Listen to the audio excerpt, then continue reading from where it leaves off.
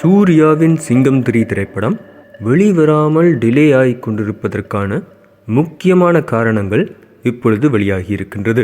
சூர்யா அவர்களுடைய 24 திரைப்படம் எதிர்பார்த்த வெற்றியை கொடுக்காத காரணத்தால், அதாவது இறுதியாக நடித்த 24 என்று டைட்டிலிடப்பட்ட திரைப்படம் எதிர்பார்த்த வெற்றியை கொடுக்காத காரணத்தால் கண்டிப்பாக S3 சிங்கம் 3 மூலமாக வெற்றியை கொடுத்து தன் இடத்தை நிலைநாட்டிக் கொள்ள வேண்டுமென்ற கட்டாயத்தில் இருக்கின்றார் சூர்யா.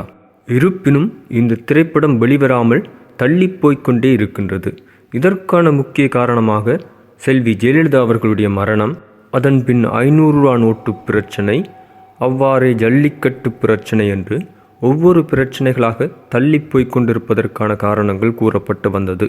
இருப்பினும் இவை அனைத்தையும் விட இப்பொழுது ஒரு முக்கியமான காரணம் கூறப்பட்டு வருகின்றது.